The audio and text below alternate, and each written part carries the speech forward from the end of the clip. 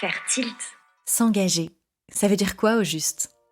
Ce mot a autant de significations possibles que d'être humain pour en parler. L'engagement au service de la transition, ça peut faire peur, mettre la pression, ou au contraire galvaniser, rassembler. Et toi, t'en penses quoi au juste ? Qui es-tu ?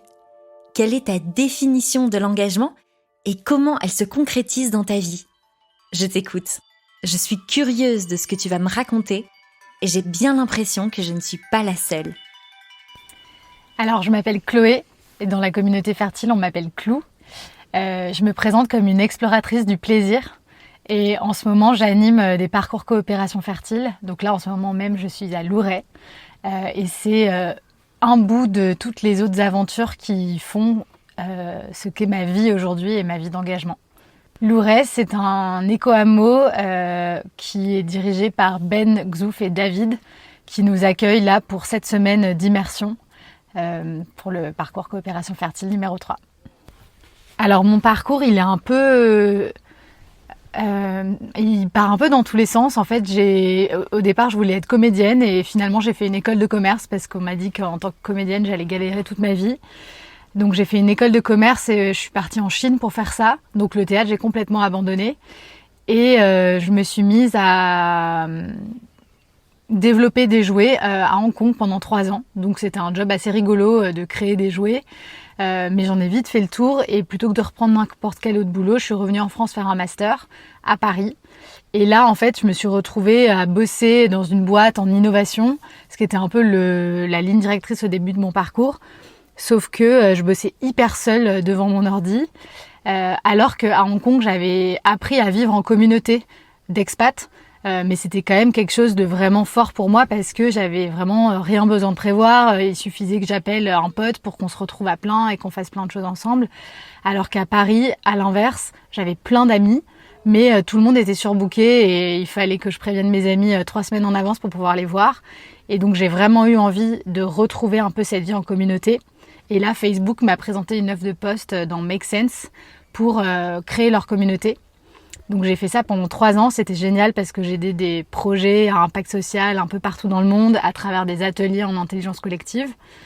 Mais voilà, ça a duré 3 ans. Après Make Sense, je suis partie et je me suis demandé quel projet j'aurais aimé faire moi si j'avais mon projet d'engagement perso. Et un des sujets qui était vraiment important pour moi, c'était l'alimentation. J'ai eu plusieurs troubles alimentaires quand j'étais petite et je trouvais ça dingue qu'à l'école, j'ai jamais appris à bien manger ni à faire du sport d'une façon qui me permette de comprendre un peu comment mon corps fonctionne.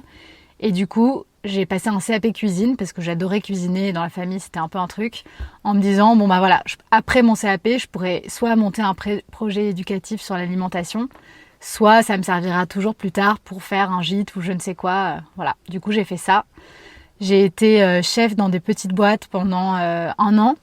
Puis j'ai rejoint une grosse boîte dans un poste plus classique parce que j'arrivais pas à trouver un projet sur lequel vraiment m'associer.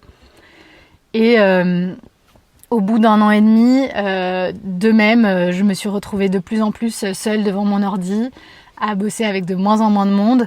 Et je sentais mon âme mourir à petit feu devant mon écran. Donc pendant le premier confinement de l'année 2020, j'ai eu un déclic et je me suis dit en fait, je crois que ma vie, c'est pas de chercher le job de ma vie, mais c'est plus de vivre toutes les aventures que j'ai envie de vivre. Donc j'ai quitté ce boulot, quitté Paris et je me suis dit que j'allais monter un lieu dans lequel rassembler plein de monde pour porter des projets qui nous font rêver. Et voilà. Et c'est comme ça que j'ai rejoint Fertile en tant que participante la première fois. Fertile, si je devais le décrire à quelqu'un qui ne connaît pas du tout, c'est un parcours en immersion pendant 7 semaines pendant lesquelles tu peux vraiment te faire le cadeau de vivre une expérience unique qui va te faire découvrir à la fois plus facilement qui tu es, en fait, quelles sont tes postures réflexes, comment tu te comportes dans un groupe, quelle lumière, quelle pépite tu as à apporter dans un groupe. Et ensuite, comment au sein de ce groupe, tu peux fonctionner de façon plus collective, en prenant en considération les besoins de chacun, chacune, pour ensuite mettre les talents de chacun, chacune au service de projets d'engagement plus grands. Moi, ce qui me fait me sentir vivante au quotidien, c'est vraiment la connexion avec d'autres personnes, être capable d'avoir des discussions profondes et authentiques où j'essaye de comprendre ce que traverse chaque personne, les émotions, les anecdotes qui font que telle ou telle personne est sur le chemin de vie qu'elle parcourt aujourd'hui. Ça, c'est vraiment ce qui me fait vibrer, et aussi avoir une vie dans laquelle je peux profiter de ma vie et de vivre, parce que pendant longtemps à Paris, j'avais un job où je bossais comme une dingue et j'avais vraiment pas le temps de profiter. Les seuls moments où je profitais, c'était en vacances 2 fois par an et le week-end et encore. Alors que maintenant, j'essaie de me construire une vie dans laquelle tous les jours, je me fais plaisir, et ça change vraiment la donne. Pour moi, s'engager, c'est un grand mot qui, à un moment, m'a fait peur, parce que j'avais l'impression qu'il y avait un peu une injonction à faire des très grandes actions. J'ai beaucoup de copines activistes, et pendant un moment, je me disais, mais moi, j'ai l'impression de pas pouvoir agir face à l'urgence de la Terre, quoi. Je sais même pas si je suis capable de faire face à des problématiques aussi grandes sans tomber en dépression. Et du coup, à l'époque, j'avais l'impression que moi, ce qui me fait vibrer, qui est plus d'être dans une recherche du plaisir, de l'authenticité et de connexion profonde, c'était quelque chose d'inutile. Alors que, à travers le parcours Coopération Fertile, j'ai au contraire réalisé que c'était un maillon essentiel dans l'engagement, parce que en me connaissant moi-même, en fonctionnant mieux avec les autres, je peux prendre soin de la terre, du vivant, et en nourrissant l'espoir qu'on peut faire les choses autrement, il y a vraiment cette possibilité d'agir, alors que s'il n'y a pas d'espoir, voilà, il n'y a pas d'action. Donc moi, aujourd'hui, mon engagement, c'est vraiment de remettre du plaisir dans mon quotidien, parce que justement, de faire ça, ça me permet d'avoir besoin de beaucoup moins de choses. Comme je disais précédemment, quand je vivais à Paris, mon moyen de me faire plaisir, c'était de partir en vacances à l'autre bout du monde, ou même d'être dans la surconsommation au quotidien de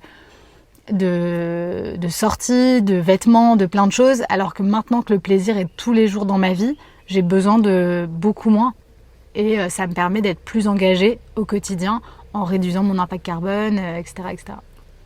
Alors si je dois donner des exemples d'actions concrètes que je fais dans mon quotidien, aujourd'hui j'essaie de réduire au maximum la provenance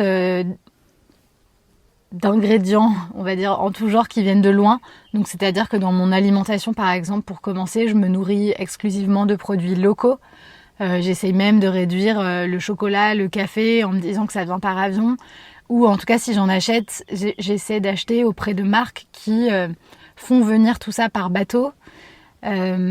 J'essaye aussi de réduire la quantité de produits que j'utilise. Donc par exemple, dans mon hygiène personnelle, j'utilise maintenant des shampoings solides, des dentifrices solides, que je fais moi-même de temps en temps ou pas. Mais en fait, le fait de le faire ou d'utiliser des produits solides, ça permet de réduire aussi les emballages dans mon quotidien. Donc c'est plein de petites actions comme ça qui me permettent de réduire mon impact carbone au quotidien, sans forcément chercher à faire un changement radical sur tout. Après, je suis aussi devenue végétarienne, mais ça a été un cheminement. Pendant un temps, j'étais flexitarienne, je mangeais quand même de la viande et du poisson de temps en temps. Je privilégiais juste la qualité, en allant dans des boucheries ou dans des endroits où je pouvais vraiment savoir d'où les produits venaient.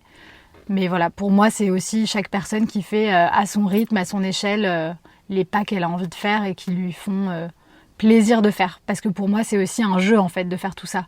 Moi, j'adore les bocaux. Donc, par exemple, acheter en vrac, c'est juste une passion parce que j'ai tous mes bocaux trop jolis chez moi. Et voilà, ça me fait marrer de faire ce genre de choses, quoi. Si je devais donner une définition de l'engagement, je dirais que c'est un ensemble d'actions que chacun, chacune peut faire pour vivre d'une façon qui est plus respectueuse de soi, des autres et de l'environnement. Alors les éléments déclencheurs à mon engagement, je pense qu'ils ont démarré très très tôt. Quand j'étais petite, j'étais scout de France. Et en fait, c'est un milieu dans lequel il y a déjà beaucoup de valeurs de partage, d'entraide, d'altruisme en général. Ce qui fait que j'ai très vite été engagée dans des associations pour des projets humanitaires ou pour organiser un Noël pour des personnes âgées, isolées. Donc tous les 24 au soir pendant 5 ans, pendant mon collège-lycée, je le passais avec des SDF ou des personnes seules dans mon ancien lycée à organiser un spectacle, un repas, des cadeaux pour eux. Et je rejoignais ma famille tard le soir où on fêtait Noël le lendemain. Donc ça a été une première étape, ce qui avait fait que d'ailleurs je voulais à l'origine travailler dans des assos ou des ONG. Mais mon parcours m'a emmenée ailleurs pendant un moment. Puis Make Sense m'a fait découvrir l'entrepreneuriat social.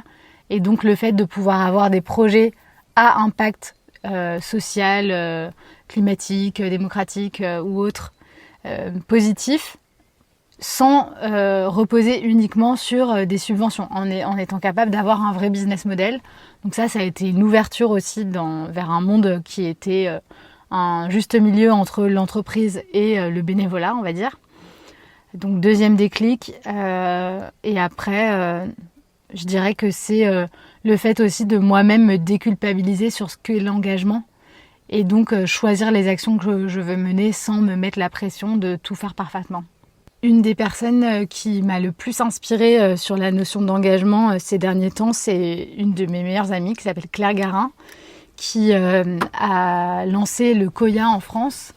Le Koya, c'est une discipline qui permet, à travers le mouvement, de se remémorer sa nature profonde, c'est-à-dire qui on était avant d'apprendre tout ce que la société nous apprend et d'avoir plein de modèles un petit peu incrustés dans notre cerveau sans même y avoir réfléchi. C'est une pratique qui, moi, m'a permis de vraiment me reconnecter à mes émotions et de m'en servir comme une boussole dans mon quotidien. Et c'est à travers Claire que je l'ai découvert. Et elle, en fait, dans sa vie, elle a choisi justement de suivre son cœur et de se créer une vie où elle crée un petit peu son projet en fonction de ce qu'il appelle, sans avoir peur de ce à quoi ça ressemble. Et le seul moyen de savoir qu'elle fait bien, c'est que ça lui fait du bien. Ce qui est une des règles du Koya, mais qu'elle applique aussi dans sa vie. Et moi, ça a été un moyen pour moi de trouver un autre modèle de réussite que tous ceux que j'avais eus jusqu'à présent, qui était d'avoir un boulot en CDI dans une grosse boîte, un mari, des enfants. Elle m'a montré que je pouvais avoir plusieurs boulots différents, être nomade et vraiment suivre mes rêves en fait. Moi, j'ai réalisé que ce que j'avais envie d'ajouter à ma palette d'engagement prochainement, c'est d'autres idées de choses à explorer que j'ai depuis super longtemps, mais que j'avais toujours mis de côté en me disant « mais non, ça correspond pas à ton métier, mais non, tu vas pas aller tester telle ou telle chose ». Donc parmi ça, il y a le tantra. C'est sûr que quand je bossais dans la cuisine ou dans Make Sense, jamais je serais allée explorer ça. Et même, ça paraît... Aujourd'hui, une des raisons pour laquelle je sais que je veux aller explorer ça, c'est parce que justement, j'ai compris que pour moi, explorer le plaisir, c'est une façon de mieux m'engager dans mon quotidien. Et donc, réussir à explorer comment chaque élément de ma vie, chaque élément de mon corps fait partie d'un grand tout. Pour moi, c'est mieux comprendre comment, en fait, je suis un maillon... c'est très philosophique ce que je suis en train de raconter, mais c'est un peu la philosophie du tantra, en fait. C'est que... dans notre corps, chaque partie de notre corps est un bout de la carte d'un grand tout comme chaque être humain. Et voilà, moi j'ai envie de creuser un petit peu cette philosophie-là pour savoir comment, dans mon quotidien, m'apporter plus de clés. Mais voilà, de base, j'ai l'impression que c'est plus continuer d'explorer toutes les choses qui m'appellent sans me limiter, parce que les limites que je me suis posées jusqu'à présent ne m'avaient jamais mené nulle part, alors que les explorations mènent toujours quelque part. Dans quelques années, je m'imagine vivre 6 mois de l'année au Portugal, dans une tiny house probablement, avec mon amoureux, peut-être nos enfants, et donc d'autres personnes dans un écolieu qu'on partagerait. Et 6 mois de l'année en France pour donner des formations coopération fertile et donner plein d'autres types d'expériences à travers donc le Koya, peut-être des soins énergétiques ou autres projets en construction, peut-être du coaching autour du plaisir justement, mais là aussi en vivant en collectif dans un lieu où je pourrais me nourrir des énergies de plein d'autres personnes qui viendront porter leur projet et moi aussi soutenir d'autres personnes à trouver un petit peu cette étincelle en eux et oser suivre leurs rêves. Le conseil que j'aimerais donner aux auditrices pour qu'elles se lancent dans leur voie d'engagement, c'est de vous reconnecter à vos rêves d'enfant. Toutes les choses que vous aviez imaginé vouloir faire petit ou petite, moi je me rends compte qu'aujourd'hui, j'ai quasiment réalisé tous mes rêves d'enfant. Et en fait, quand on est enfant, c'est le moment où notre intuition est la plus forte. Donc toutes ces idées qu'on a à un moment, elles sont là pour une raison. Donc se reconnecter à ça. Et ensuite se reconnecter aux sensations dans votre corps. Moi, j'ai vraiment réalisé que mon corps, quand je bossais à Paris, dans une boîte qui correspondait parfaitement à ma reconversion, ça c'est ma tête qui me disait ça, mais dans mon corps, j'étais recroquevillée sur moi-même, j'avais du mal à respirer, je me sentais pas bien physiquement. Et aujourd'hui, dans mon quotidien, je me sens hyper bien physiquement et c'est comme ça que je sais ce qui est bon pour moi et où est-ce que je dois aller. C'est vraiment en me connectant à ça. Donc ça, c'est le meilleur conseil que j'aurais à donner parce que c'est le seul moyen pour moi de prendre des décisions qui sont justes alors que dans ma tête, je pourrais jamais prévoir tous les cas de figure qui vont arriver. Donc faire confiance au présent et à ce que mon corps me dit à chaque instant. Merci pour cette définition de l'engagement. Et merci à toi aussi qui as écouté ce témoignage avec moi. Fertilt est un podcast du parcours Coopération Fertile, une formation immersive pour apprendre à coopérer et s'engager autrement. Une aventure collective riche d'apprentissage et de personnes inspirantes comme celle que tu viens d'écouter. Pour faire d'autres rencontres auditives, abonne-toi à ce podcast. Et si tu rêves d'être accompagné quelques semaines pour incarner enfin le monde de tes rêves, le prochain parcours Coopération Fertile n'attend plus que toi. Alors à bientôt avec Fertilt ou Fertile.